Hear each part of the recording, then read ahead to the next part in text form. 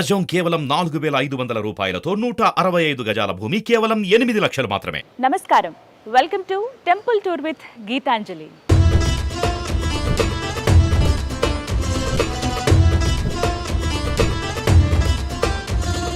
ఇవాళ మనం దర్శించుకోబోతున్న ఆలయం రాజమహేంద్రవరంలో ఉన్నటువంటి శ్రీ మహాకాళి సమేత మహాకాళేశ్వర దేవాలయం. ఈ ఆలయం చాలా ప్రత్యేకమైనది.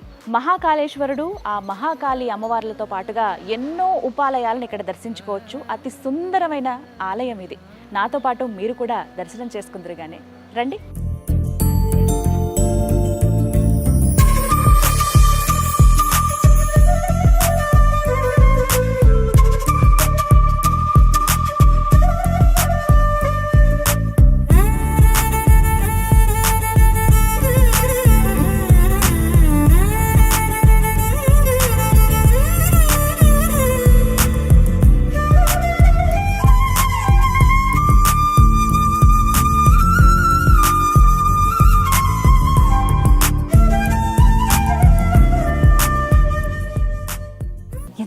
బాగుంది తెలుసా టెంపుల్. ఒక్కసారి లోపలికి అడుగు పెట్టగానే వేరే ప్రపంచంలోకి, వేరే లోకల్లోకి నేను వచ్చానేమో అన్నంత భావన కలుగుతుంది. డైరెక్ట్గా ఇలా స్వామివారి దగ్గరికి మనం వెళ్ళొచ్చు, కానీ అంతకంటే ముందు చుట్టూ కూడా మనకి ఎన్నో ఉపాలయాలు ఉన్నాయి. చిన్న చిన్న ఆలయాలు విగ్రహాల రూపంలో చాలా కళగా ఉన్నాయి అన్నీ కూడాను. సో ఒకసారి నాతో పాటు మీరు కూడా దర్శనం చేసుకోండి. దగ్గర దగ్గర ఒక 2 ఎకరాల స్థలం ఇది. పూర్తిగా దేవాలయాలు, చిన్న పెద్దవన్నీ కనిపిస్తాయి. రండి నాతో పాటు. ఇక్కడ గమనించారా, ఎవరైనా వృద్ధులు వచ్చినప్పుడు, లేకపోతే సరిగ్గా నడవలేని వాళ్ళు వచ్చినప్పుడు వాళ్ళకి వీలుగా ఇక్కడ చైర్స్ అరేంజ్ చేశారు. ఇలా తీసుకువెళ్ళడానికి కూడా, హెల్ప్ చేయడానికి కూడా కొంతమంది ఉంటారనమాట. సో అందరి గురించి ఆలోచించి దేవాలయం నిర్మించారనమాట. మొట్టమొదటిగా మనం దర్శనం చేసుకోవాల్సింది ఆదిదేవుడు గణపతిని కదా. సరే, ఫస్ట్ గణపతితోనే స్టార్ట్ చేద్దాం రండి. ముందుగా ఆ గణపతి దర్శనంతోనే మనకి ఆలయ ప్రదక్షిణ ప్రారంభమవుతుంది. ఉట్టిగా ప్రదక్షిణ చేస్తే ఏముంది, అలా చేసేవాళ్ళు కూడా ఈ కింది భాగం నుంచి అలా చేయొచ్చు. కానీ ఇలా ఆలయాలు చూసుకుంటూ వెళ్తే ఇంకా బాగుంటుంది.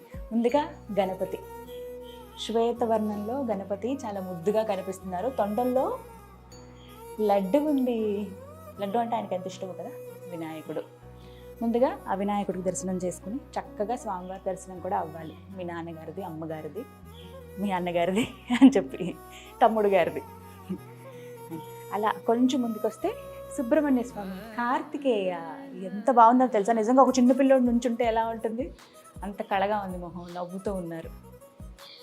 ఇవన్నీ కూడా పాలరాతి విగ్రహాలు. ప్రతి ఒక్క విగ్రహంలో కూడా జీవకళ కనిపిస్తుంది. నిజంగా అలా ఉన్నారేమో అని. అదిగో ఎంత బాగున్నారు అయ్యప్ప, ముద్దుగా కనిపిస్తున్నారు. పంచలోహ విగ్రహాల్లో చూస్తాము, అలాగే బంగారంలో అలా చూస్తూ ఉంటాం, అలాగే నల్లరాతిలో స్వామివారిని చూస్తూ ఉంటాం. కానీ ఇలా పాలరాతిలో ఇంత ముద్దుగా ఉన్నారు అయ్యప్ప.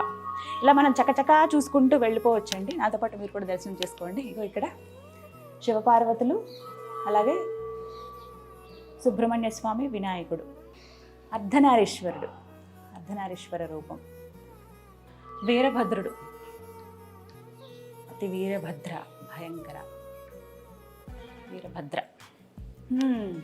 ఇగోండి ఇక్కడ వీటి గురించి కూడా నేను విన్నాను. 12 జ్యోతిర్లింగాలు. మామూలుగానే ఈ క్షేత్రం 12 జ్యోతిర్లింగాల్లో ఒకటైనటువంటి ఉజ్జయినికి మరో రూపం అని చెప్తూ ఉంటారు. అయితే ఇక్కడ పూర్తిగా 12 లింగాలను కూడా ఇక్కడ మనకు వీక్షించే అదృష్టాన్ని కల్పిస్తూ ఉన్నారు. 12 జ్యోతిర్లింగాలు ఇక్కడ మనకు కనిపిస్తాయి. మొత్తం 12 జ్యోతిర్లింగాలు. ఒక ప్రదక్షిణ చేసుకుంటే అక్కడికి వెళ్ళినంత పుణ్యం లభిస్తుంది అని చాలామంది భక్తులు చెప్తున్న మాట ఇది.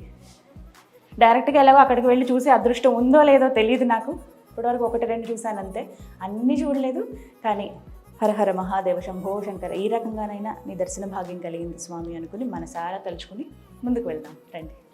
ఆలయం లోపల అడుగుపెట్టినప్పుడే అసలు చూడ్డానికి 2 కళ్ళు సరిపోవట్లేదు. ఎటు చూసినా దేవుడి విగ్రహాలు కనిపిస్తున్నాయి. ఆర్కిటెక్చర్ అయితే అద్భుతంగా ఉంది. మీరు ఖచ్చితంగా రావాల్సిందే రాజమహేంద్రవరంలో ఉన్నటువంటి శ్రీ మహాకాళేశ్వర దేవాలయానికి. నటరాజస్వామి, ఆ శివయ్యకి ఎన్ని రూపాలో కదా, ఎన్ని రకాలుగా మనకి ఆయన దర్శనం ఇస్తారో. నటరాజస్వామి ఆర్ట్ సంబంధించిన ఆయన. డాన్స్ బాగా నేర్చుకోవాలనుకునే వాళ్ళు ముందుగా వారికే కదా మొక్కుకునేది. ఇక్కడ చాలా అద్భుతమైన విగ్రహం. నేను మామూలుగా చెబుతూ ఉంటాను ఎప్పుడైనా దేవాలయాలకు వెళ్ళినప్పుడు. నేను గమనించింది శివకేశవులు ఇద్దరికీ కూడా భేదం లేదు, ఇద్దరు ఒకటే అని చెప్పడానికి. ఇక్కడ అర్ధనారీశ్వర రూపం చూస్తాం కానీ ఇక్కడ పూర్తిగా ఒక్కసారి గమనించండి ఎంత బాగుందో. హరిహర మూర్తి ఎంత చక్కగా ఉన్నారో. ఓవైపుగా విష్ణుమూర్తి గదాధారుడై ఉన్నారు, మరోవైపు ఆ శివయ్య మెడలో నాగుపాము త్రిశూలం పట్టుకొని ఎంత ముద్దుగా ఉన్నారో. ఓం నమ శివాయ, నమో నారాయణాయ. హరిహరమూర్తి ఎక్కడ ఇలా అదృష్టం ఉండదేమో, ఇక్కడే దొరికింది. కాలభైరవ స్వామి. కాశీలో ఎంత వైభవంగా పూజలు జరుగుతాయో, మనకి ఎప్పుడైనా దృష్టి దోషాలు ఉన్నప్పుడు, ఏమన్నా పీడలతో బాధపడుతున్నప్పుడు ఒక్కసారి స్వామివారికి అభిషేకం చేసుకున్న లేకపోతే దర్శనం చేసుకున్నంత మాత్రమే అవన్నీ కూడా తొలగిపోతాయి అని అంటారు. నమో కాలభైరవ. భైరవుడు కింద ముద్దుగా ఉన్నాడు. అలాగే ఇక్కడ లింగోద్భవ మూర్తి. ఓం నమః శివాయ, ఓం నమః శివాయ. కింద ఇక్కడ వాహనం చూసారా, ఎప్పుడు మనం అలా చూడము.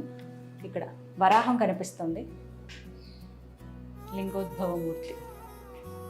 స్వామి ఓ పక్కన జింక, అలాగే ఇంకోవైపు శంఖం పట్టుకుని ఉన్నారు చేతుల్లో. 2 అభయహస్తాలు మనకు కనిపిస్తూ ఉన్నాయి. అలాగే పైన హంసను చూస్తూ ఉన్నాం. ఖచ్చితంగా ఒక్కొక్క విగ్రహానికి ఒక్కొక్క కథ ఉందండి, అవి తెలుసుకోవాలి. వచ్చి చూస్తే మీకు చాలా చాలా బాగుంటుంది. ఆ తర్వాత ఇక్కడ చూడండి, గజ సంహార మూర్తి. అంటే శివయ్య ఎన్ని రూపాల్లో మనకి దర్శనమిస్తున్నాడో అవన్నీ ఇక్కడ తెలుస్తాయి. గజ సంహార మూర్తి. ప్రతి ఒక్క విగ్రహంలోనూ ఆ చిరునవ్వు, మందహాసం కనిపిస్తోంది. మనం చూసిన వెంటనే మనం కూడా అలా చూస్తూ ఉండిపోతాం ఒక క్షణం. దక్షిణామూర్తి, ఆయన కూడా ఆ శివయ్య రూపమే కదా. అసలు ఒక్కొక్కటి కూడా ఆర్కిటెక్చర్ కూడా చూసారా ఎంత బాగుందో. ఒక్కొక్క స్తంభం మామూలుగా అలా సింపుల్గా వదిలేకుండా వీటికి కూడా నీట్గా రంగులు వేశారు. అంటే వచ్చిన ప్రతి భక్తుడికి కూడా ఒక ఆధ్యాత్మిక భావన కలగాలి అంటే ఉన్నంతసేపు కూడా ఇంకా వేరే ఆలోచన రాదండి. ఇక్కడ నుండి ఇలా చూస్తూ ఉండిపోతాం, ఓవైపు విగ్రహాలు చూస్తాం, లేకుంటే ఈ స్తంభాల్లో ప్రతి దగ్గర ఆ జీవకళ ఉట్టిపడుతుంది. ఈ కళాత్మకంగా ఎంత చక్కగా చెక్కారో. ఎక్కడ చిన్నగా ఇలా వంకర వచ్చినట్టు కానీ డిజైన్ పోయినట్టు కానీ అనిపించదు మనకి. ఎంత బాగుందో చూడండి. జస్ట్ సింపుల్ గోల్డ్ కలర్ అలా సిల్వర్ వేసి అలా ఉంచేశారు. చాలా అందంగా ఉంది, నాకైతే భలే నచ్చింది, చాలా బాగుంది. ఓ భిక్షాటన మూర్తి. శివయ్య నిజంగా ఎన్ని రూపాలు ఇవ్వండి నీకు. భిక్షపాత్ర చేతిలో కనిపిస్తుంది. అలాగే ఇంకోవైపు జింక చూస్తున్నాము. అలాగే మరోవైపున స్వామివారి ఆభరణాలు ఎంత చక్కగా ఉన్నాయో చూడండి. స్వామివారి నగ్నంగా ఉన్నారు ఇక్కడ. అంటే మనిషికి ఇంకా ఏమీ అవసరం లేదు, ఆయన రూపం అదే అని. చాలా బాగుంది. ప్రతి ఒక్క విగ్రహం ఏదో ఒక అంతరార్థం ఉంటుందంటే అది మనం తెలుసుకోవాలంతే. ఆటగదరా శివ, ఆటగద కేశవ, అంతా ఆయన చిత్తమే ఏది జరిగినా. ఎంత అద్భుతమైన ఏకపాదమూర్తి. ఓవైపున బ్రహ్మ, మరోవైపున విష్ణు, మధ్యలో ఆ శివయ్య. ఏకపాదం. పాదం చూడండి ఒకసారి, ఒకటే పాదంతో ఉన్నారు ఆయన. మామూలుగా విగ్రహాలలో మనం చూసేది 2 పాదాలు, అలాగే దానికి సంబంధించిన విగ్రహ రూపం అంతా కూడా భిన్నంగా కనిపిస్తుంది. కానీ ఇక్కడ పాదాలు చాలా ప్రత్యేకం. ఏకపాదంతో స్వామివారు ఉన్నారు. ఓవైపు బ్రహ్మ, మరోవైపు విష్ణుమూర్తి మనకు కనిపిస్తారు. నిజంగా ఇక్కడికి రాకపోతే నేను చాలా చాలా మిస్ అయిపోయేదాన్నేమో. కుబేరుడు, ఆ వెంకన్న స్వామికి అప్పిచ్చిన వ్యక్తి కుబేరుడు. కుబేర పూజను చాలామంది చేసుకుంటూ ఉంటారు కదా. ఇళ్లలో చేసుకోలేని వాళ్ళు చక్కగా వచ్చి ఒక్కసారైనా ఇలా దర్శనం చేసుకోవచ్చు. ఫొటోస్ అవి పెట్టి మనం పూజ చేసుకుంటాం. ఇలా విగ్రహారాధన, అది కూడా ఒక క్షేత్రంలో ఉన్నప్పుడు, ఒక దేవాలయంలో ఉన్నప్పుడు ఆ శక్తి ఖచ్చితంగా వాళ్ళ ఉంటుంది. మనం వచ్చి ఇక్కడ పూజ చేసుకోవచ్చు. ఇక్కడ కూర్చుని కాస్తంత సమయం గడపచ్చు. ఇలా బయటకు వస్తే ఒక్కసారి చూడండి ఎంత బాగుందో సుందరంగా. ఇప్పటి వరకు మనం చూసింది లోపల ఉన్నటువంటి విగ్రహాలు. పైన కూడా ఏ దేవుడైతే లోపల ఏ ఆలయాలు అయితే ఉన్నాయో వాటికి సంబంధించిన దైవాన్ని పైన కూడా చెక్కారు. అదేవిధంగా మొత్తం ఇలా చూస్తుంటే ఏంటంటే ఒకసారి ఇవి టచ్ చేసిన దూరం నుంచి చూసినప్పుడు, మామూలు ఆర్ట్ వర్క్ చేసేటప్పుడు ఒక థెర్మకోల్ తోటి ఇలా చేస్తూ ఉంటారు కదా, అలా అనిపిస్తుంది. కానీ టచ్ చేస్తే ఆ రాయిని ఎలా పట్టుకుంటాం అలా ప్రతి ఒక్కటి కూడా చాలా శ్రద్ధగా చేయించారండి ఆలయ ధర్మకర్త. డిజైన్ కూడా ఎక్కడ ఎక్కువ రంగులు వేసి అలా కాదు, నీట్గా సింపుల్గా గోల్డ్ కలర్, సిమెంట్ కలర్ అవి మాత్రమే తీసుకున్నారు. ప్రధాన ఆలయం అయితే ఇంకా బాగుంటుంది. ఇవన్నీ కూడా చుట్టుపక్కల. ఇంకా నేను మీకు ఆలయంలో ఒక పావు వంతు చూపించానేమో అంతే. ఇంకా చాలా పెద్దగా ఉంది. మొత్తంగా 2 ఎకరాల స్థలం ఇది. ఈ 2 ఎకరాల్లో ఎక్కడ గ్యాప్ లేకుండా కేవలం భక్తులు నడిచేందుకు వీలుగా ఉన్నంతగా మధ్యలో స్థలం ఇచ్చారు. మిగతా అంతా కూడా చిన్న చిన్న ఉపాలయాలే మనకి కనిపిస్తాయి. శైవారాధనకి సంబంధించి ముందుగా గణపతిని ఆరాధిస్తూ ఉంటారు. అదేవిధంగా గణపతి దగ్గర నుంచి చివరిగా ఆది శంకరాచార్యులు అక్కడి వరకు మనకి విగ్రహాలు కనిపిస్తాయి. ఇక ఇక్కడి నుంచి అమ్మవార్ల దర్శనం ఉంటుంది. శివయ్య. ముందు ఆయన దర్శనం చేసుకుని అమ్మవారికి వస్తే మామూలుగా తెలుసు కదా, ఏ భార్యకైనా సరే భర్తని పొగిడిన, భర్త గురించి ఏమైనా మాట్లాడినా ఎంత సంతోషిస్తుందో అంతే ఈవిడ కూడా. చక్కగా అభయం ఇస్తూ కమలంలో కూర్చుని బాలా త్రిపుర సుందరీదేవి. నవదుర్గలు ఇక్కడ మనం చూడొచ్చు. అలాగే దుర్గామాత అలంకారాలను కూడా మనం ఇక్కడ వీక్షించవచ్చు. ఇక కమలంలో కూర్చున్నారు అమ్మవారు. గాయత్రీదేవి, నమో గాయత్రీదేవి. ఓం భూర్భువస్సుః తత్సవితుర్వరేణ్యం భర్గో దేవస్య ధీమహి ధియో యో నః ప్రచోదయాత్.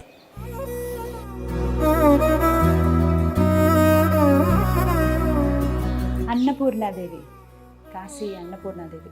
సాక్షాత్ ఆ పరమేశ్వరుడికే అన్నం భిక్ష వేసినటువంటి తల్లి అన్నపూర్ణాదేవి. బాలా త్రిపుర సుందరీదేవి. మనకి దసరా సమయంలో అమ్మవారికి అలంకారాలు వేసేటప్పుడు ఇలా వేస్తూ ఉంటారు కదా, మనం ఆ సమయంలోనే చూడగలం, లేకపోతే ప్రత్యేకంగా ఆలయం ఉన్నప్పుడు చూడగలం. కానీ ఇక్కడ అదృష్టం ఉందండి, వచ్చి దర్శనం చేసుకోవచ్చు. శ్రీ మహాలక్ష్మీదేవి అమ్మవారు చక్కటి పసుపు రంగు చీరలో కనిపిస్తూ ఉన్నారు. అలాగే సరస్వతి మాత ఎంత చక్కగా నవ్వుతున్నారో చూడండి. విద్యాబుద్ధులు మనకి వసంగేటువంటి మహాతల్లి. రాజరాజేశ్వరి మాత. సకల సిరి సంపదలు మనకు కలగాలంటే ముందుగా అమ్మవారికి దర్శనం చేసుకున్న ఆ భాగ్యం మనకు కలుగుతుంది. అమ్మవారికి కుంకుమాభిషేకాలు ఇలాంటివి చేస్తే ఇంకా అది మహద్భాగ్యమే. మహిషాసుర మర్ధిని.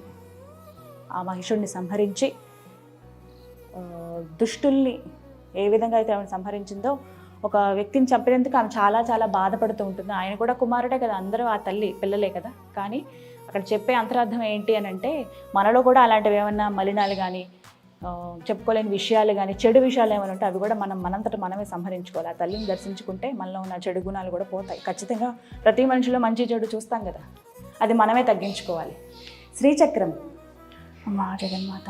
నేనైతే డైరెక్ట్గా దర్శించుకోలేదు, నేను శ్రీపురం వెళ్ళినప్పుడు చూశాను. శ్రీచక్రం ఆకారంలోనే అక్కడ ఆలయంలో తిరిగి వెళ్ళాల్సి ఉంటుంది ఆ అమ్మవారి దగ్గరికి. అక్కడ ఒకసారి అనుభూతి చెందాను. మళ్ళీ ఇక్కడ ఇదంతా కూడా మీరు గమనించవచ్చు. కృష్ణశిల అంటారు, నల్లటి రాతి. ఇదంతా కూడా చాలా నున్నగా ఉంటుంది, ఇలా చాలా నున్నగా ఉంటుంది. Very soft texture. ఇది ఎంత చక్కగా చెక్కారో చూడండి, శ్రీచక్ర యంత్రం. అలాగే శ్రీ గౌరీమాత అమ్మవారు. గౌరీదేవి పూజలు చేయిస్తారు కదా పెళ్లి కూతుర్లకి, పెళ్లి కాని వాళ్ళు చేసుకుంటూ ఉంటారు. అలాగే జ్యేష్ఠాదేవి, ఈవిడ కూడా మహాశక్తి స్వరూపుడు. ఆ జగన్మాతని అన్ని రూపాలు ఆవిడవే. అన్నీ ఒకచోట దర్శించుకోవడం అనేది నిజంగా ఒక అదృష్టం. అది వాసవి మాత. చిలక ఉన్నారు చేతిలో. దత్తాత్రేయ స్వామి వారు. జయ గురుదత్త. దత్తాత్రేయ స్వామి అనుగ్రహం ఉంటే నిజంగా అంటే గురువుకి సంబంధించి బృహస్పతి మన జాతకంలో ఏమన్నా దోషాలు ఉన్నా ఖచ్చితంగా అవన్నీ కూడా నివారణ అవుతాయి. గురువుకి మరో రూపం శ్రీ సాయిబాబా వారు, వారి పాదాలు.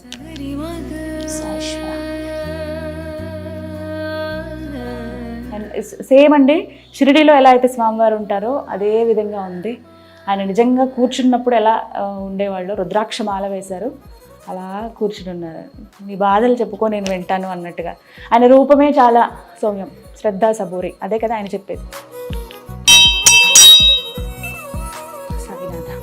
ఇక మనం చూసినటువంటి శైవ ఆరాధనకి సంబంధించి మొట్టమొదట మనం చూసిన వినాయకుడు. ఇక చివరిగా మనం ఇక్కడ దర్శించుకునేది ఆది శంకరాచార్యులు. వారు కూడా నడిచే దైవం, సాక్షాత్తు ఆ శివయ్య స్వరూపం. వారి అనుగ్రహం ఉంటే మనకి విద్యాబుద్ధులు, మనం చేసేటువంటి పని మీద ఏకాగ్రత, దృష్టి కలుగుతాయని చెప్పి నేను కనుక గురువు గారు చెప్పినప్పుడు విన్నాను. ఇటువైపు నేను ఇప్పుడు మీకు దగ్గర దగ్గర ఆలయంలో పావు కన్నా కొంచెం ఎక్కువ వంతు చూపించినట్టు ఇంకా చాలా చాలా ఉంది. మొత్తంగా మనకి 4 ప్రధాన గోపురాలు కనిపిస్తాయండి. ప్రతి మార్గం నుంచి రావచ్చు. అయితే సరిగ్గా ఆలయానికి వెనక వైపునే మనకి శ్మశాన వాటిక ఉంటుంది. ఆ శ్మశానం నుంచి వచ్చినటువంటి బూడిద ఏదైతే ఉందో ఆ భస్మంతోనే స్వామివారికి అభిషేకం చేస్తారు. అది చాలా అద్భుతమైన ఘట్టం. ఇది ఇక్కడ చాలా ప్రత్యేకం. మామూలుగా చితాభస్మంతో అభిషేకం అనేది ఉజ్జయిని మహాకాళేశ్వర ఆలయంలో మాత్రమే చేసేవారు. ఇప్పుడు అక్కడ కూడా చేయటం లేదు. కొన్ని రకరకాల పరిస్థితుల వల్ల అక్కడ ఆపటం జరిగింది. కానీ ఆ తర్వాత జరిగింది మాత్రం రాజమహేంద్రవరంలో ఉన్నటువంటి ఈ మహాకాళేశ్వర దేవాలయంలోనే. ప్రతినిత్యం 365 రోజులు ఇక్కడ కుల మత వర్ణం ఇలా భేదాలు ఏవి లేకుండా అది ఎవరిదైనా సరే ఉదయం నుంచి సాయంత్రం వరకు వచ్చినటువంటి ఆ భస్మాన్ని ఒక పాత్రలో వేసి అది తీసుకొచ్చి స్వామివారికి ఉదయం 4 గంటల నుంచి 5:30 వరకు అభిషేకం జరుపుతారనమాట. ఇదొక ద్వారం, ఇక్కడే దీని వెనకాలే శ్మశానం ఉంటుంది. క్లోజ్ చేశారు చూసారా, షట్టర్ లాగా వేసేసారు, 2 డోర్స్ లాగా. దీని వెనకాలే మనకి శ్మశాన వాటిక ఉంటుంది. చాలా డౌన్ ఉంటుంది కిందకి. ఈ ఆలయం ఈ ఎత్తులో ఉందంటే దగ్గర దగ్గర 40 అడుగులు పైకి ఇలా ఎత్తి అంత అక్కడి నుంచి ఆలయాన్ని నిర్మింపజేశారనమాట. చాలా అద్భుతం. ఎవరు ఊహించరు. నేను ఆలయ నిర్మాణం గురించి తెలుసుకున్నప్పుడు నాకే ఆశ్చర్యం అనిపించింది చాలా. ఇదిగోండి ఇక్కడ నుంచి చూడొచ్చు, ఇటువైపుగా మనకి రైట్ సైడ్కి ఇక్కడ శ్మశానం కనపడుతుంది. అక్కడి నుంచి తీసుకొచ్చిన చితాభస్మంతోనే స్వామివారికి అభిషేకం చేస్తారు ఉదయం పూట. ఇక్కడ నుంచి గోదావరి కూడా కనిపిస్తుంది. ఎంత బాగుందో, సుందరమైన ప్రదేశం. ఓవైపు గోదావరి కనిపిస్తుంది, మరోవైపు దేవాలయం. చాలా అరుదుగా చూస్తాం కదా ఇలాంటి సందర్భాలు, ఇలాంటి దృశ్యాలు. మనం ఇక్కడ నుంచి ఇంకొక నిర్మాణం కూడా చేపడుతున్నారు, త్వరలో జరుగుతుందట. అంటే ఎవరైతే చితాభస్మం అభిషేకంలో పాల్గొంటారో వాళ్ళు ఇప్పుడు ఆలయంలోనే స్నానాదులు ఆచరిస్తూ ఉన్నారు. అయితే ఇప్పుడు ఏంటంటే అదే గోదావరిలో స్నానం ఆచరిస్తే ఇంకా పుణ్యం కదా అని చెప్పి ఇక్కడ నుంచి ఒక బ్రిడ్జ్ ఏర్పాటు చేస్తున్నారట ఆలయ ధర్మకర్తలు. డైరెక్ట్గా వెళ్ళి అక్కడ గోదావరిలో స్నానం చేసి మళ్ళీ స్వామివారి దర్శనం చేసుకుని ఇంటికి వెళ్ళే విధంగా. ఎంతటి అదృష్టమో కదా. అంటే భక్తులకి అన్ని రకాల సౌకర్యాలు ఇక్కడ ఏర్పాటు చేస్తున్నారు. వచ్చిన వాళ్ళు శివయ్యని దర్శనం చేసుకున్నామా, ఒక వేరే ప్రపంచంలోకి మనం వెళ్ళామా అనే భావన కలిగించడానికి, అడుగడుగున భక్తిభావం పెంపొందించడానికి ప్రయత్నిస్తున్నారు.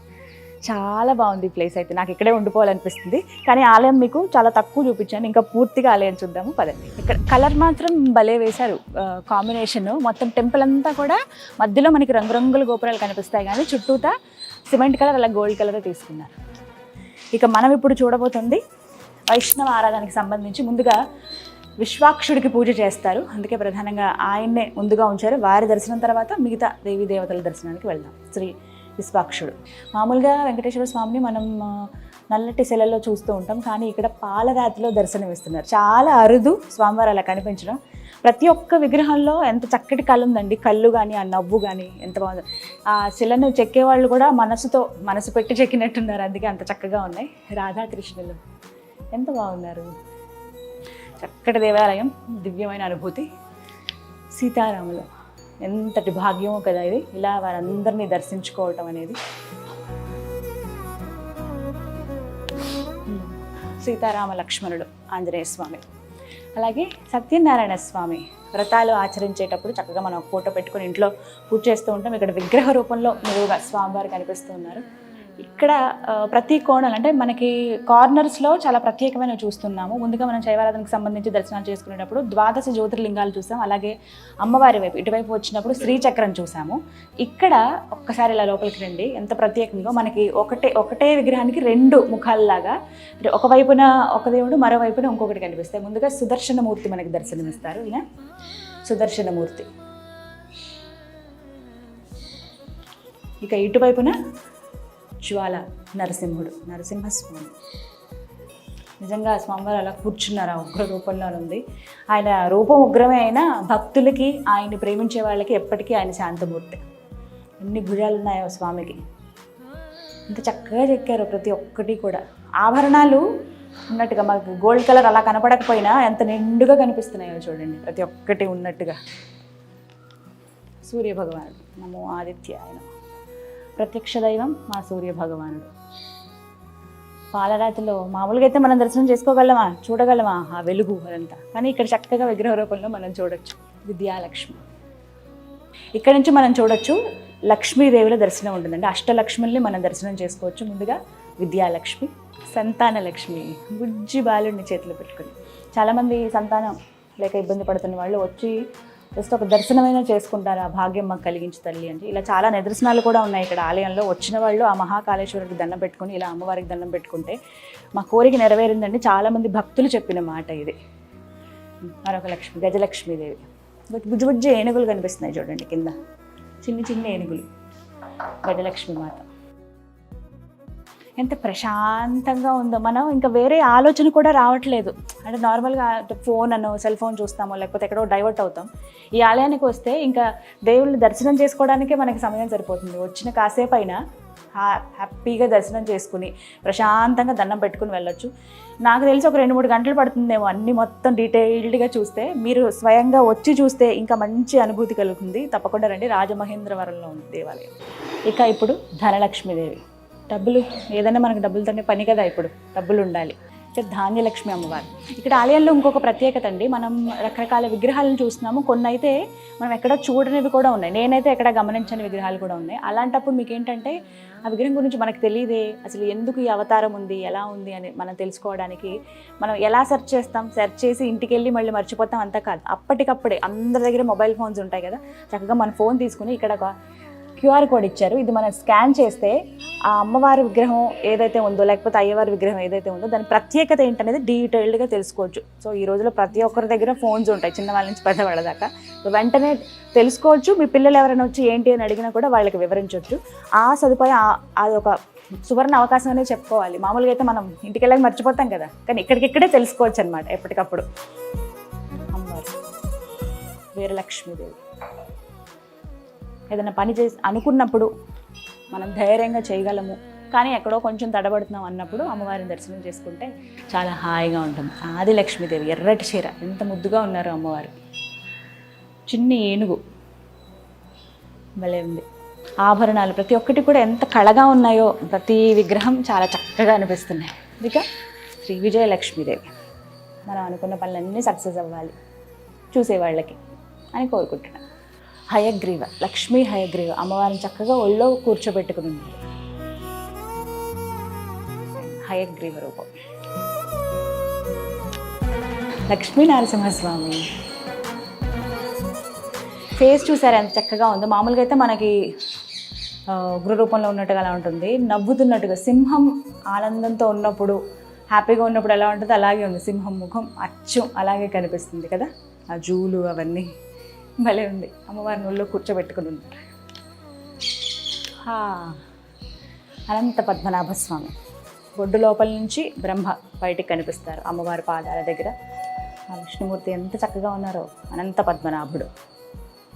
పైన ఆదిశేషు, కిందంతా చుట్లు ఉండి అనంత పద్మనాభస్వామి తెలుసు కదా, అత్యంత సంపద కలిగినటువంటి భగవానుడు. పూరి జగన్నాథ్. అక్కడికి వెళ్తామో లేదో తెలియదు కానీ ఇక్కడ అందరి దేవుళ్ళ దర్శనం అయిపోతుంది. శ్రీకృష్ణుడు, సుభద్ర, బలరాముడు. ఇదే ఏకైక రూపం అనుకుంటా. అన్నలిద్దరిని చెల్లెల్ని పూజించేటువంటిది సాంప్రదాయం. ఇక ఇక్కడి నుంచి చూడొచ్చు ప్రత్యేకంగా దశావతారాల్ని మనం దర్శించుకునే భాగ్యం కలుగుతుంది. ముందుగా మత్స్యావతారం, చేప రూపంలో స్వామివారు ఏదైనా దుష్టుల నుంచి ఈ ప్రపంచాన్ని అలాగే ఈ విశ్వాన్ని అలాగే మనలందరినీ కాపాడడానికి ఎన్నో అవతారాలు ఎత్తారు. అందులో ఈ దశావతారాల గురించి మాట్లాడుకుంటే ముందుగా మత్స్యావతారం, తర్వాత కూర్మావతారం. దేనికవి చాలా ప్రత్యేకంగా కనపడతాయి. ఈ దశావతారాల గురించి చాలామందికి తెలిసిందే. ఇప్పుడు వచ్చి పిల్లలకి చెప్పాలనుకున్నప్పుడు, వాళ్ళల్లో కూడా ఒక ఆధ్యాత్మిక భావన పెంచాలి అనుకున్నప్పుడు, మన పురాణాలు ఏంటి, మన ఇతిహాసాలు ఏంటి అవన్నీ చెప్పాలనుకున్నప్పుడు ఇలాంటి దేవాలయాలకు తీసుకొస్తే సరిపోతుందండి. మొత్తం అంతా కూడా వాళ్ళకి ఇక్కడ అర్థమైపోతుంది. ఇక వరాహస్వామి, ఆ భూగోళాన్ని ఆయన కొమ్ముల మధ్యలో పెట్టి ఎంత చక్కగా కాపాడతాడు. భాగవతం, భారతం, రామాయణం వీటిని చదివితే ప్రతి ఒక్కటి తెలుస్తాయి. కానీ మనలో చాలామంది చదవరు, అవి తెలుసుకోరు. ఇలా వచ్చి విగ్రహాల రూపంలో నేను చూసి తెలుసుకుంటే ఇంకా బాగుంటుంది. నరసింహస్వామి, నరసింహ రూపం, నరసింహ అవతారం. వామనుడు 3 అడుగులు భూమి అడిగారు. ఎంత చిన్నగా ఉంటారు ఆయన, భలే ఉన్నారు. కళగా ఉంది మొహం కూడా. ప్రతి ఒక్క కార్నర్లో చెప్పాను కదా ప్రత్యేకంగా మనకి విగ్రహాలు అనేవి చూస్తున్నాము. ఇక్కడ మనం చూస్తున్నాము నవలింగాలు. ఇవి చాలా ప్రత్యేకం అండి. ఈ నవలింగాలు ఎక్కడా మీరు చూసుండరండి ఇలా లింగాలని. నవలింగాలు ఇక్కడ ప్రత్యేకం ఏంటంటే, ఏవైతే మనం శివయ్యకు నవధాన్యాలను సమర్పిస్తాం కదా, ఒక్కో గ్రహానికి ఒక్కొక్క ధాన్యం ప్రత్యేకంగా ఉంటుందని చెప్తారు. ఆ ధాన్యం ఏదైతే రంగులో ఉంటుందో ఆ రంగులో ఇక్కడ మనకి లింగాలు కనిపిస్తూ ఉన్నాయి. ప్రధానంగా మధ్యలో మనకి ఇక్కడ సూర్య భగవానుడు, నవగ్రహాలలో సూర్య భగవానుడు, అలాగే చంద్రుడు, అలాగే కుజుడు, బుధుడు, మనకి పచ్చటి రంగు చెప్తూ ఉంటారు కదా, అంటే పెసలు, బుధుడు కనిపిస్తున్నారు. అలాగే శుక్రుడు కొంచెం లైట్ పెసర గ్రీన్ కలర్లో, అలాగే ఇక్కడ బృహస్పతి అంటే గురుడు, ఇక నల్లటి రంగు అంటే అందరికీ తెలిసిందే కదా, శనీశ్వరుడు అలాగే రాహుకేతువులు, వీళ్ళు కూడా మొత్తంగా ఈ నవగ్రహాలు నవధాన్యాలు ఏవైతే ఉంటాయో ఆ రంగుల్లో మనకి ఇక్కడ శివయ్య దర్శనమిస్తున్నారు లింగాల రూపంలో. ఇది ఎవరైతే ఈ నవగ్రహ దోషాలతో బాధపడుతూ ఉన్నారో, మేము పూజ చేయించుకోవాలనుకుంటున్నాం అనుకునే వాళ్ళు ఇక్కడికి వచ్చి చక్కగా అభిషేకాలు చేసుకోవచ్చు, దీపారాధన చేస్తారు, నైవేద్యాలు సమర్పిస్తారు. వాళ్ళకు ఉన్నటువంటి దోషాలు తొలగించిన ప్రయత్నంలో భాగంగా ఈ పూజలన్నీ చేసుకోవచ్చండి. ఇంతటి మహద్భాగ్యం చక్కగా మనకి ఈ టెంపుల్లో లభిస్తుందన్నమాట. దశావతారాల్లో మిగిలినవి కొనసాగిస్తే పరశురాముడు, రాముడు పరశురాముడు, ఇంకో రామయ్య.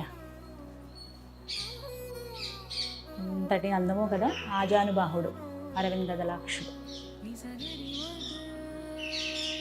ఎక్కడున్నా ఆయన అందరికీ ఆదర్శప్రాయమే.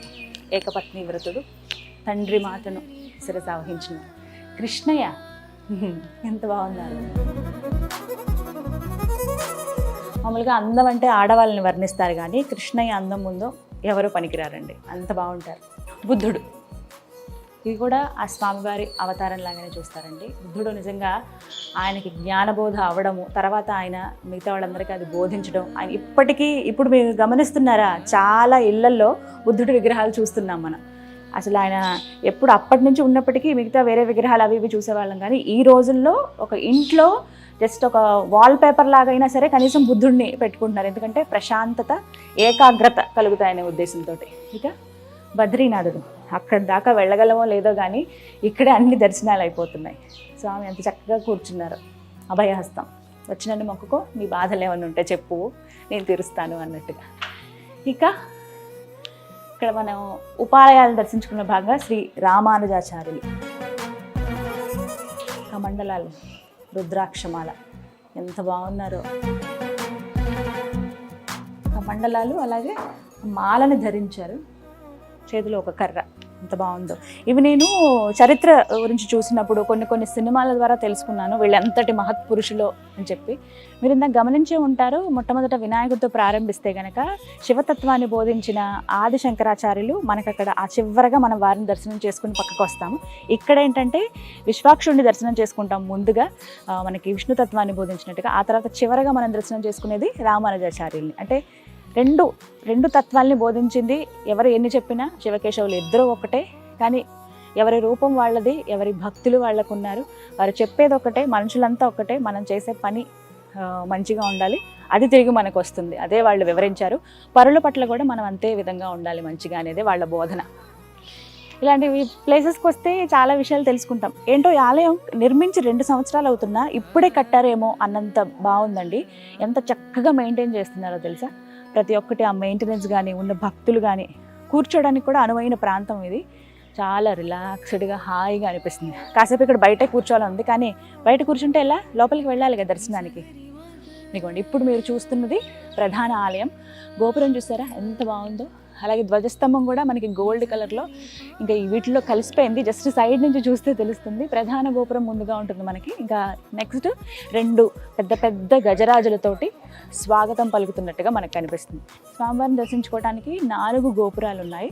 అయితే ముందుగా స్వామిని దర్శించుకునే కన్నా ముందు నవగ్రహాల దర్శనం చేసుకోవడం అనేది చాలా పుణ్యప్రదం అని చెప్తూ ఉంటారు. వెళదాం. ఇక్కడ ప్రత్యేకత ఏంటంటే, మామూలుగా నవగ్రహాలు ఉన్నప్పుడు కేవలం ఆ గ్రహానికి సంబంధించిన విగ్రహం మాత్రమే చూస్తాం.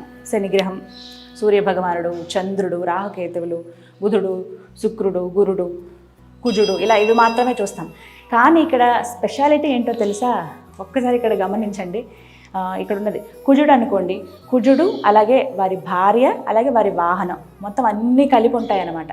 సో మనం ఏదైనా ఎవరికైనా ఇంటికి పిలిచినప్పుడు, మన ప్రాబ్లం ఏదైనా అంటే ఎవరికైనా ఇంటికి వెళ్ళినప్పుడు, మనం ఏదైనా ఫంక్షన్కి మనం ఆహ్వానించినప్పుడు, వాళ్ళ వల్ల మనకు శుభం కలగాలనుకున్నప్పుడు ఇంటిల్లి బాధని పిలుస్తాం కదా, మనం బాగా చూసుకుంటాం కదా. అలా ఇక్కడికి వచ్చినప్పుడు కూడా వాళ్ళ ఫ్యామిలీ అందరినీ కూడా దర్శించుకునే అవకాశం ఇచ్చారనమాట.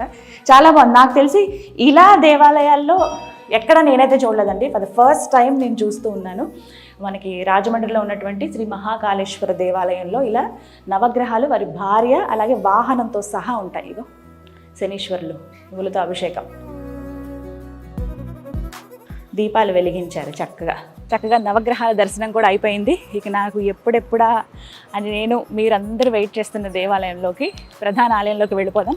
ఆలయం ఒకసారి ఆ కళను చూడండి, ఎంత కళాత్మకంగా చెక్కారో. పెద్ద పెద్ద ఏనుగులు వెల్కమ్ చెప్తున్నాయి అన్నమాట, గజరాజులు.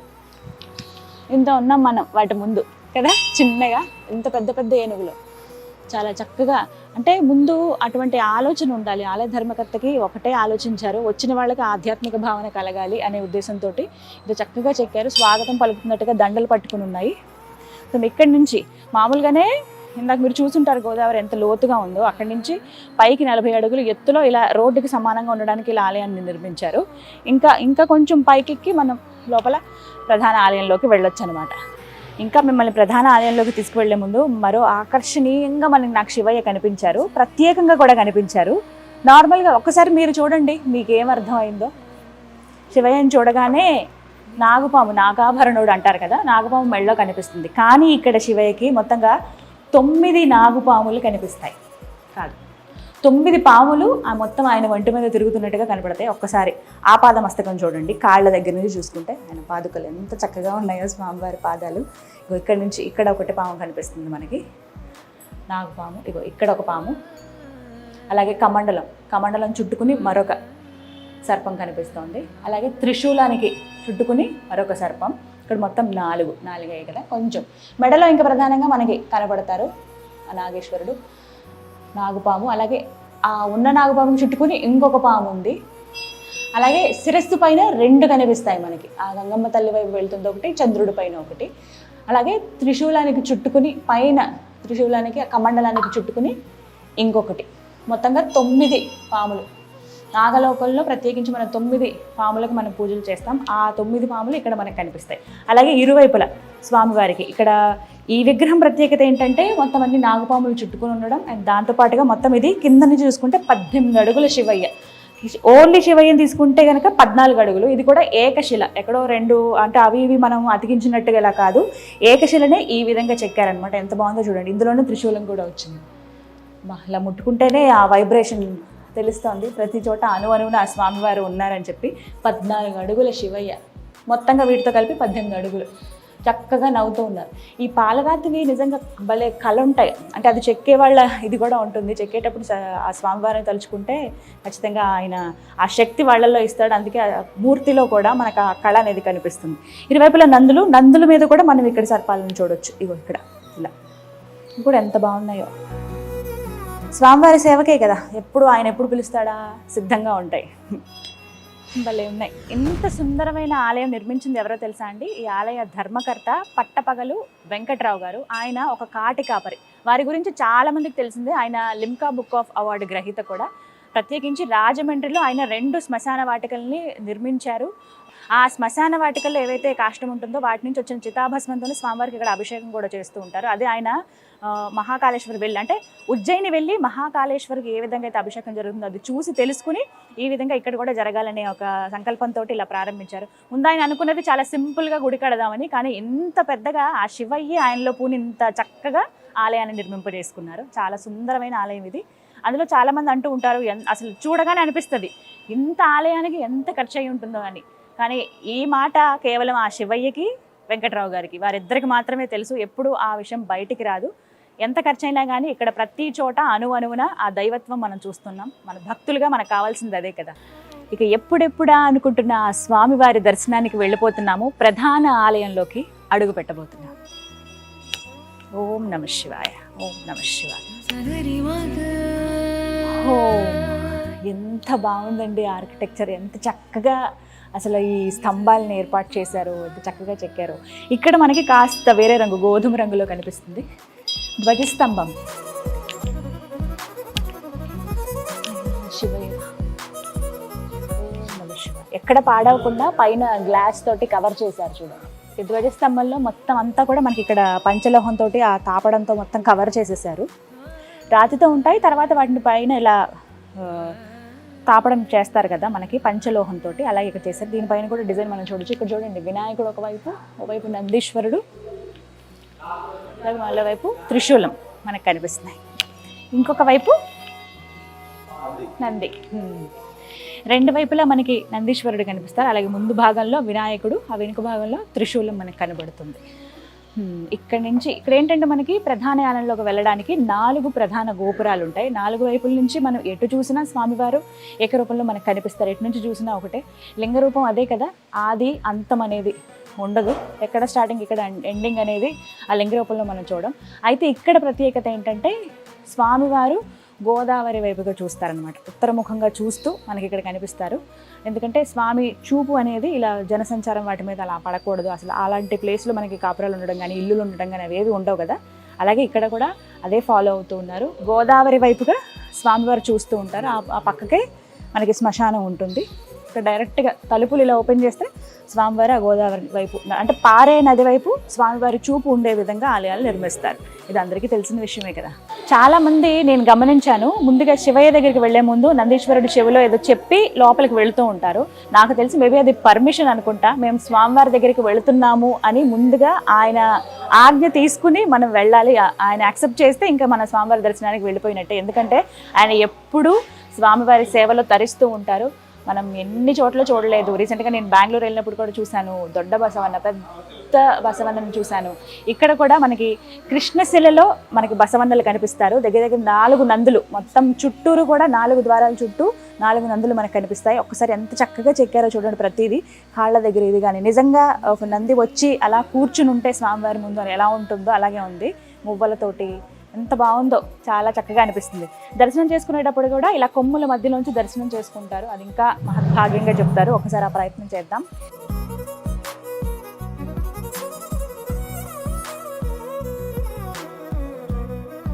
ఎత్తుంది చాలా. ఇదంతా కూడా కృష్ణశిలతో చెక్కినటువంటిదే, ఏకశిల ఇదంతా. సరే, మరి నేను కూడా పర్మిషన్ అడగాలి కదా. చెవిలో ఏం చెప్పాలనేది ఇక్కడ గురువు గారిని అడిగి నేను తెలుసుకున్నాను. ఇప్పుడు నేను అది చెప్తాను. మీరు ఎప్పుడన్నా శివాలయానికి వెళ్ళినప్పుడు నందీశ్వరుడి చెవిలో ఈ చెప్పి అప్పుడు స్వామివారి దర్శనానికి వెళ్ళండి. నందీశ్వర నమస్తుభ్యం సాంబ్రానంద ప్రదాయక సదాశివ పూజార్థం అనుజ్ఞ ధాతు మనహసి.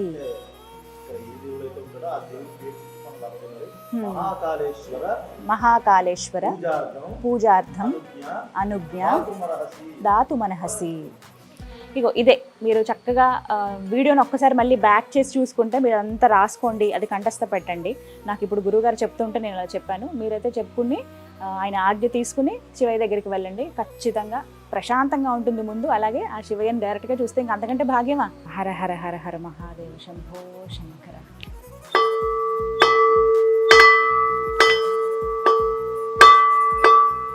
నిజంగా ఈయన కోసమేనండి అక్కడి నుంచి హైదరాబాద్ నుంచి ఇంత దూరం వచ్చాను.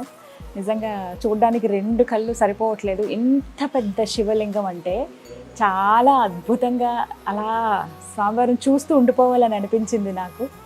ఎంతటి మహద్భాగ్యం ఇది. హరహర మహాదేవ శంభో శంకర. అభిషేకం చేసుకునే భాగ్యం కూడా ఇచ్చారు, అవకాశం ఇచ్చారు నాకు. అభిషేకం చేయొచ్చు, స్వయంగా వెళ్ళి తాకి మనం అభిషేకం చేయొచ్చు. ఇక్కడ ఇక ఆలస్యం ఎందుకు, అంతర ఆలయంలోకి, గర్భాలయంలోకి వెళ్ళిపోదాం.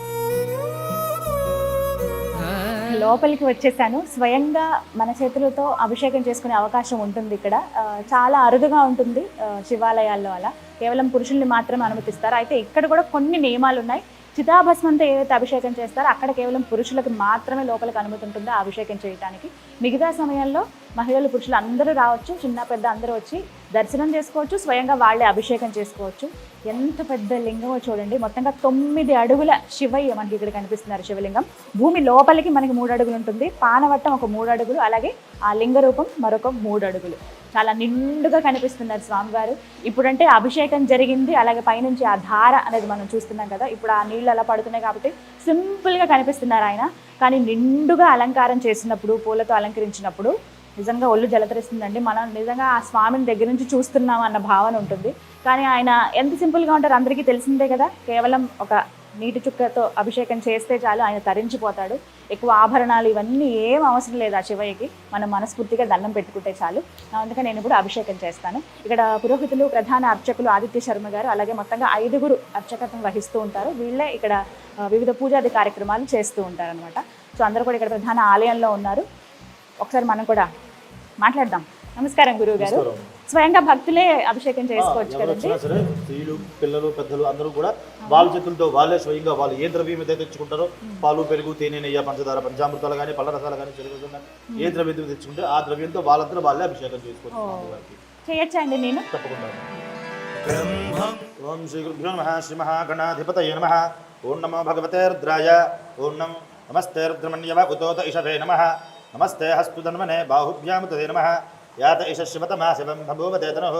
శివాశ్రవ్యా వ్యాతపతయా నోర్భ్రమణయ. యాతే రుద్రశివాతనోరఘోరాపాపకాశిని. తయానస్తు మహాగిరిసింతాభిజాకసీః. యామి శంగిరిశంతహస్తే వీభ్యరిషస్తవే.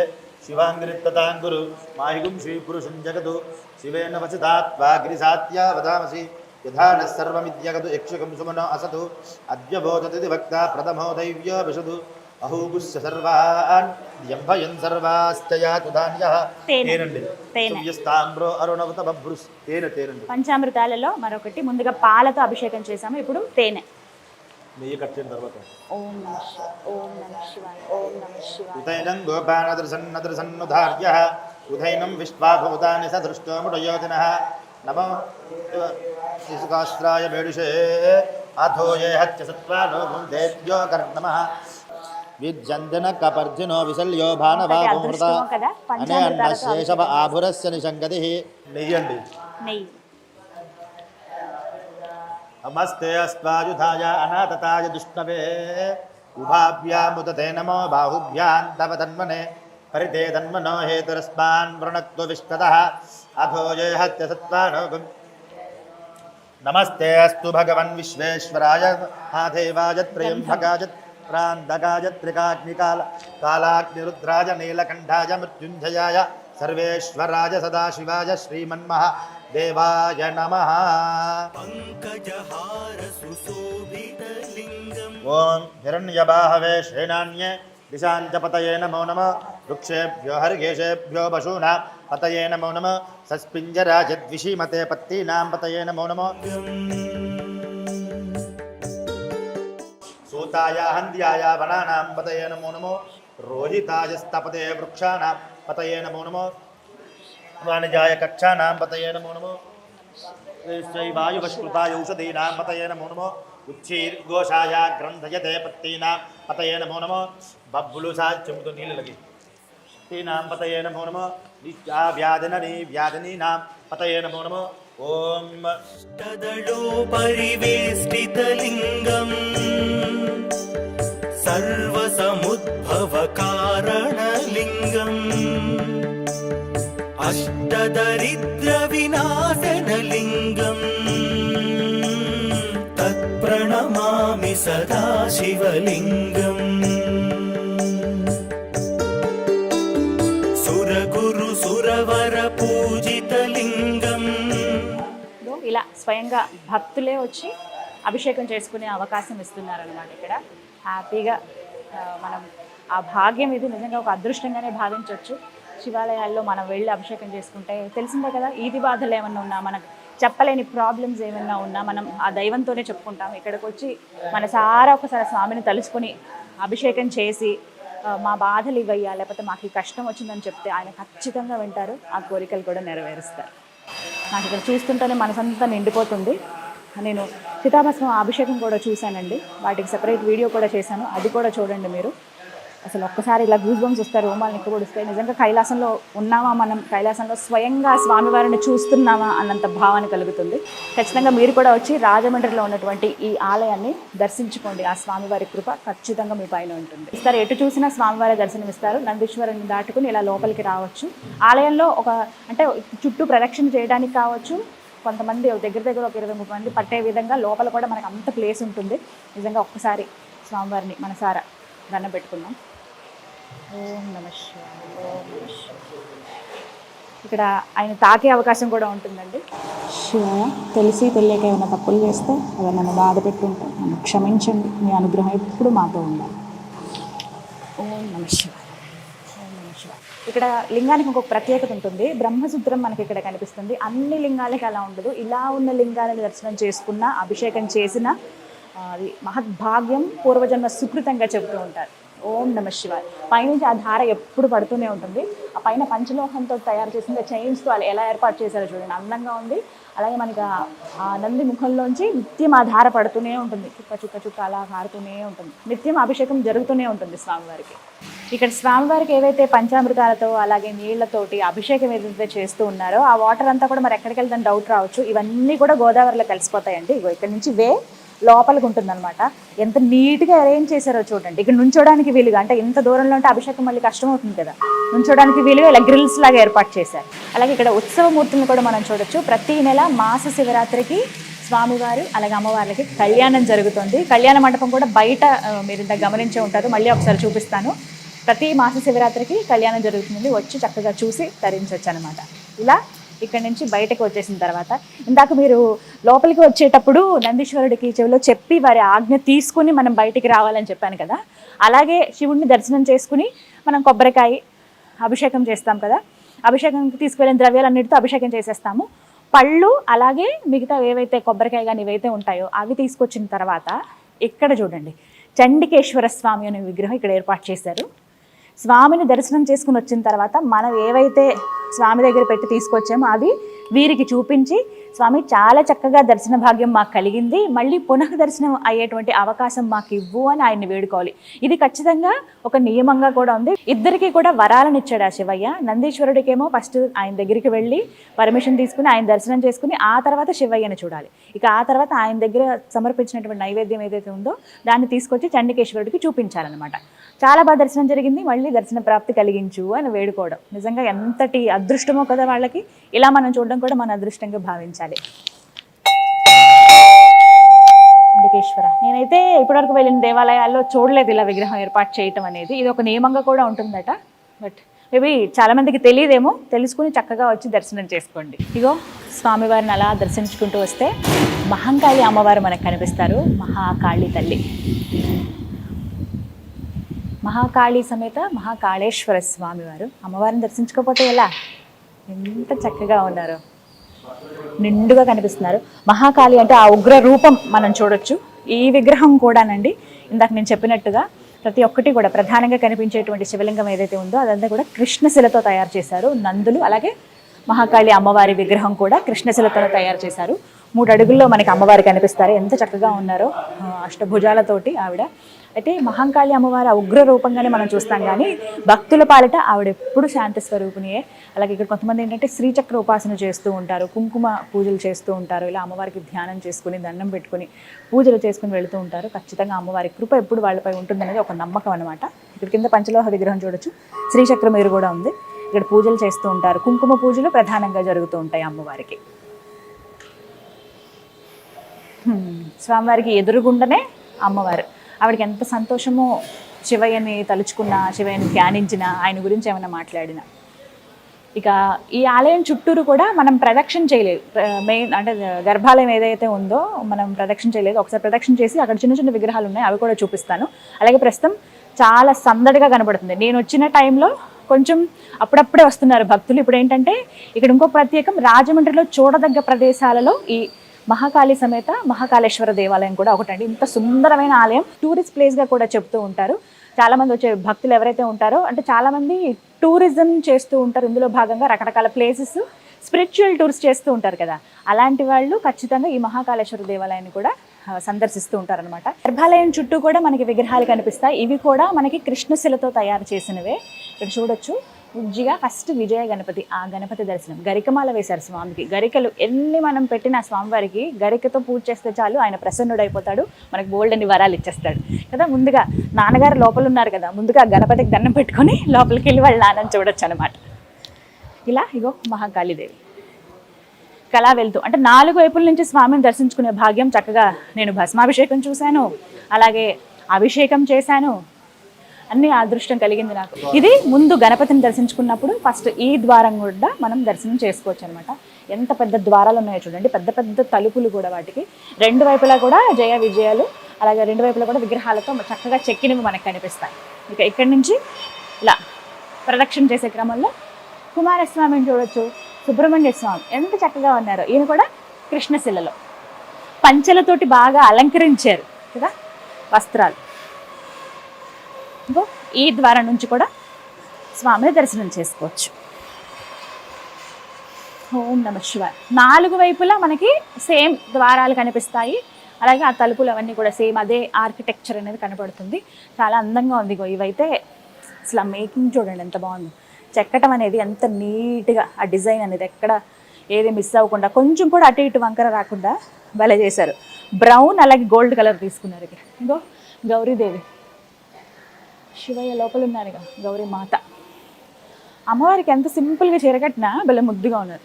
ఈ వైపు నుంచి కూడా దర్శనం చేసుకోవచ్చు. మొత్తంగా మనం ఇప్పుడు 3 వైపుల నుంచి దర్శనం చేసుకున్నాం స్వామిని. అంటే 4 దిక్కులుగా కూడా స్వామిని దర్శనం చేసుకునే వీలన్నమాట. ఇక మరోవైపు ఓం నమ శివాయ. ఇక్కడ అమ్మవారు పార్వతీదేవి, వినాయకుడు, అలాగే కుమారస్వామి, అలాగే గౌరీదేవి, పార్వతీదేవి. ఎవరైనా వాళ్ళే కదా, అంతా ఆ పార్వతీ పరమేశ్వరులే, ఆది దంపతులు.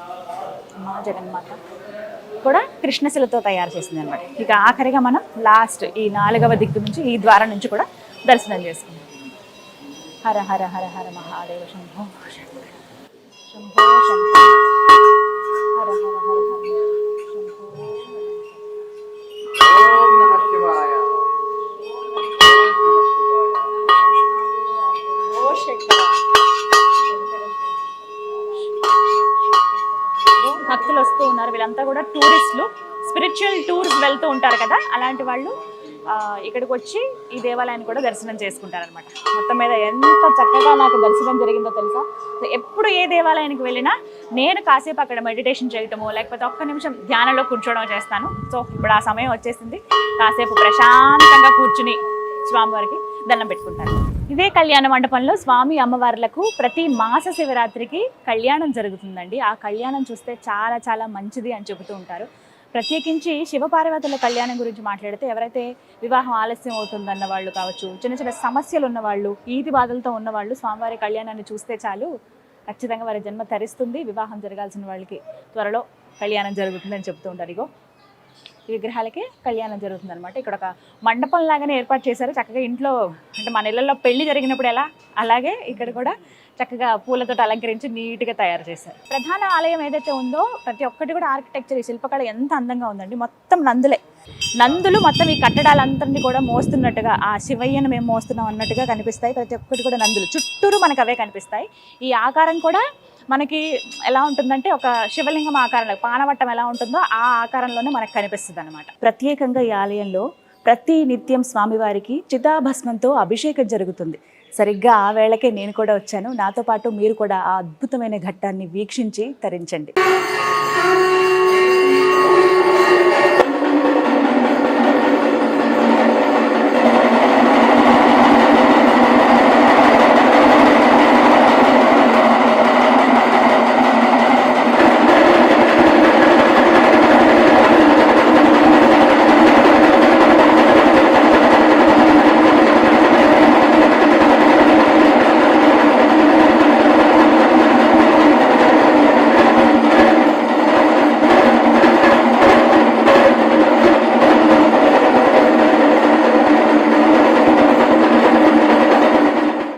మనతో పాటు ఆలయ ప్రధాన అర్చకులు ఆదిత్య శర్మ గారు ఉన్నారు. వారితో మాట్లాడదాం.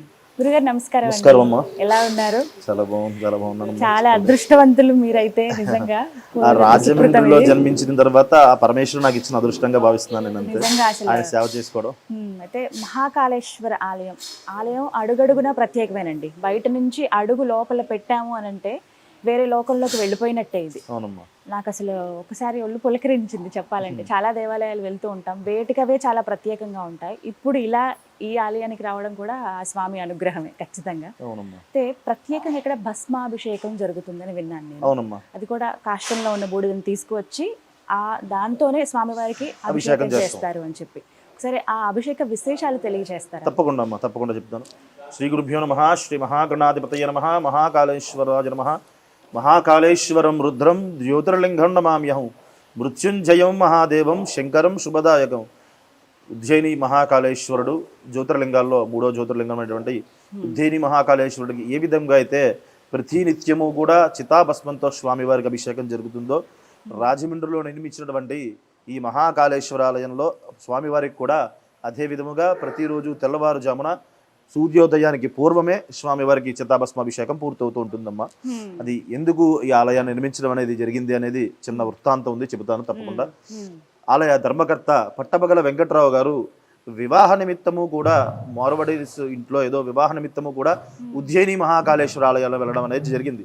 అక్కడ చితాభస్మాభిషేకాన్ని చూసి అయ్యో మన దగ్గర ఆయన పూర్వమే ఒక 20 సంవత్సరాల క్రితమే 2 శ్మశాన వాటికలు నిర్మించడం అనేది జరిగింది. ఇన్నీస్పేట కైలాస భూమి, కూడలింగాలపేట కైలాస భూమి, 2 కైలాస భూములు కూడా ఆయన చేతుల మీదుగా ఆయన నిర్మించి ఆయన్ని డెవలప్ చేసుకుంటూ వస్తున్నారు.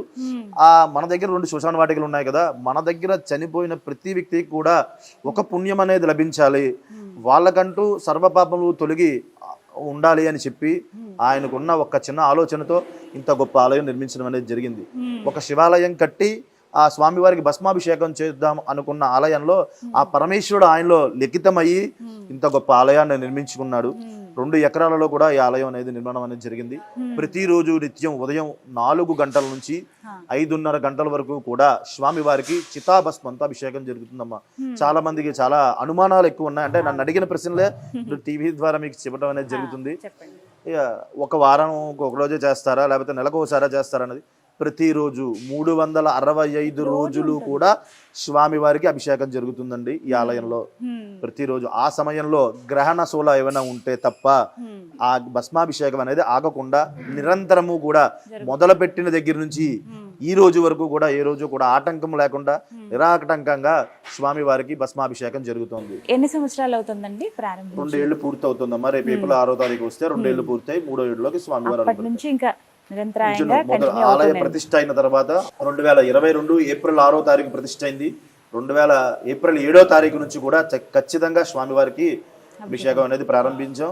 అది నిరాటంగా జరుగుతోందమ్మా. అసలు ఎలా సేకరిస్తారండి ఆ కాష్టం?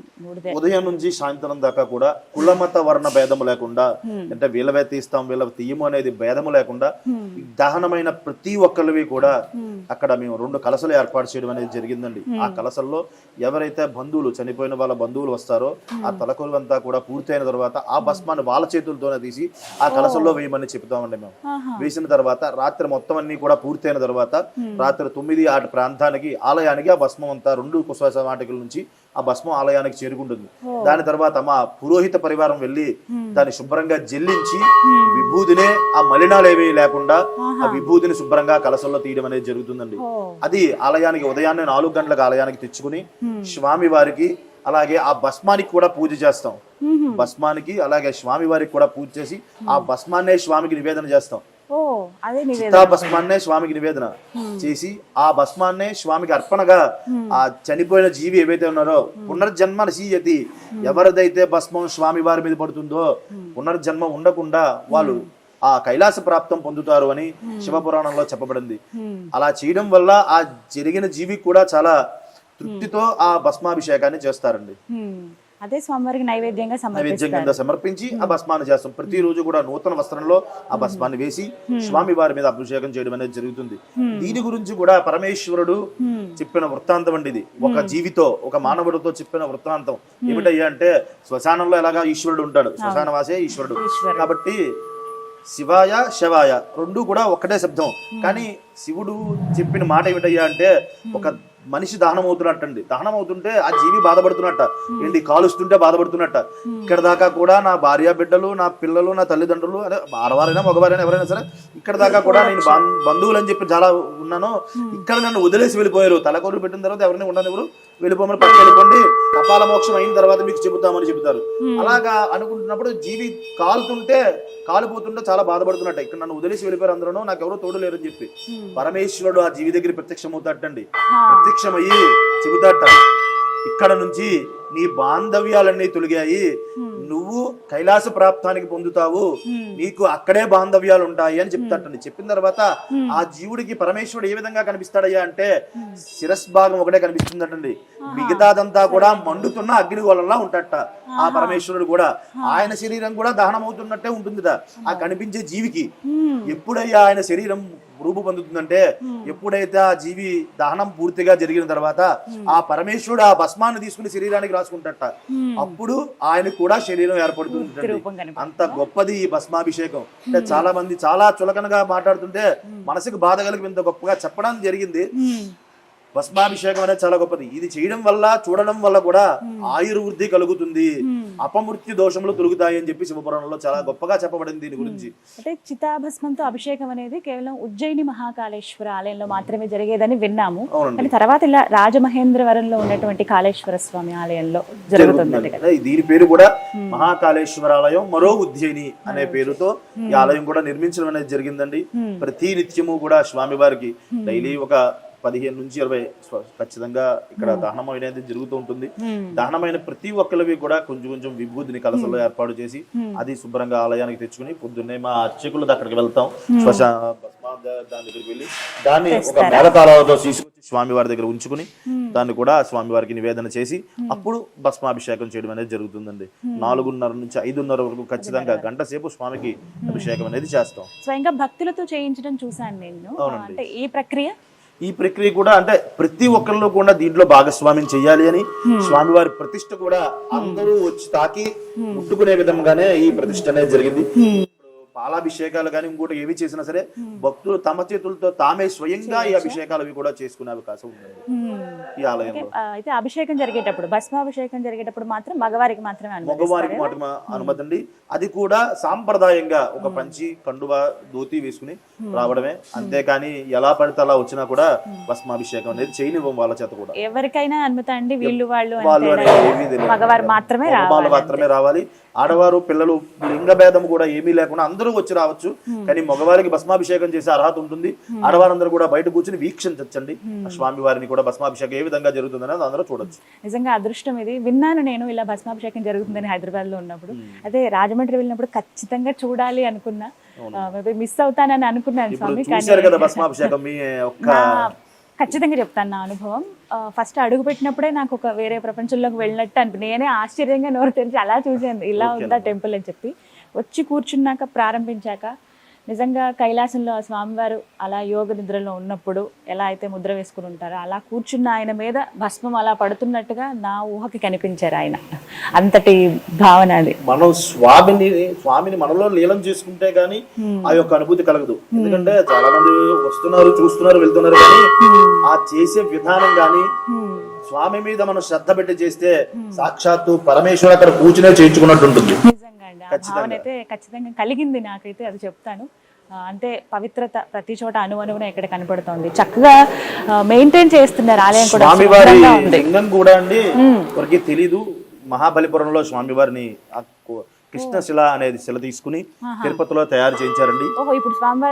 ఏకశిలా శివలింగం, 9 అడుగుల శివలింగం. అది శివలింగం పైకి కనిపించేది 3 అడుగులే, 9 అడుగుల శివలింగం. భూమిలోకి 3, పానుమట్టం 3, పైకి 3. ఏకశిలా శివలింగం, 9 అడుగుల శివలింగం. అది కృష్ణరాయ అంటారు, ఏమంటారు? కృష్ణశిల అంటారు. ఎంత మనం ఎన్ని అభిషేకాలు చేస్తే చాలా గుళ్ళల్లో చూస్తుంటారు స్వామి వారి మీద చిన్న చిన్న డాట్స్ పడుతుంటాయి, కన్నాలు లాంటివి. దీనికి అలాంటివి ఉండవండి. చాలా నున్నగా ఉంది కదా, సాఫ్ట్ గా అనిపిస్తుంది. చాలా చాలా చాలా బాగుందండి. అంటే పాల్గొనే వారికి కలిగేటువంటి అదృష్టం ఏంటో చెప్పండి. ఎవరైతే భస్మాభిషేకం చేయించుకుంటారో అది వాళ్ళ కుటుంబ సభ్యులే కావచ్చు, చేసేవాళ్ళు కావచ్చు, వాళ్ళు కలిగేటువంటి అదృష్టం. అపమృత్యు దోషము తొలగి ఆయుర్వృద్ధి కలుగుతుంది. అంటే ఇప్పుడు మనకి చాలా విధాల చాలా మంది చెప్తూ ఉంటారు, ఆ యాక్సిడెంట్లు ఎక్కువ అవుతున్నాయండి, జరుగుతున్నాయండి, లేకపోతే అనుకోకుండా పడిపోతున్నానండి ఇళ్లలోనండి. ఇలాంటి ఇది చూడడం వల్ల కానీ చేయడం వల్ల కానీ అపమృత్యు దోషాలు అంటే అనుకోకుండా సంభవించే దోషాలు ఏమున్నా కూడా తొలగి ఆయుర్వృద్ధి కలుగుతుంది అని శివపురాణంలోనే చెప్పబడిందండి. పరమేశ్వరుడు సాక్షాత్తు మానవుడికి చెప్పిన విషయాలు ఇవన్నీ కూడా. నాకు ఇలా చెయ్యండి అని చెప్పి పరమేశ్వరుడే చెప్పిన విధంగా చెప్పారు. మీకేమనిపిస్తుంది స్వామి అలా అభిషేకం? మేమంటే ఎప్పుడో ఒకసారి వస్తాము, మీరు ప్రతినిత్యం ఉంటారు కదా, మీ భావన? నా భావన అంటే సాక్షాత్తు పరమేశ్వరుడే అక్కడ ఉండి చేయించుకుంటున్నాడు అనే భావన. 2 చేయడం వల్ల నాకు వచ్చే ఆనందం చెప్పలేను. అతిథీయంగా ఉంటుంది. ప్రతిరోజు కూడా వేల మంది భక్తులు వచ్చి స్వామివారిని దర్శించుకుంటూ ఉంటారు. అంటే ఒక రాజమండ్రి వాసులే కాదు, అనేక ఊర్ల నుంచి, ప్రతి ఊరు నుంచి కూడా 2-3 బస్సులు కూడా వచ్చి, యాత్రికులు వచ్చి కూడా దర్శనం చేసుకుంటూ ఉంటారు. అనేక ఊర్ల నుంచి మొన్న కూడా చాలా మంది ఫారినర్స్ కూడా వచ్చి దర్శనం చేసుకోవడం అనేది కూడా జరిగింది. చాలా సంతోషం స్వామి, మాకు ఈ అవకాశం దక్కింది. ఇది నిజంగా ఒక అదృష్టంగా భావిస్తున్నామండి. ప్రతి నిత్యము కూడా స్వామివారికి ఉదయం 4 గంటల నుంచి 5:30 గంటల వరకు కూడా చితాభస్మంతో అభిషేకం జరుగుతుంది. సాంప్రదాయ దుస్తుల్లోనే వచ్చి స్వామివారికి అభిషేకం చేసే విధంగానే పెట్టాం.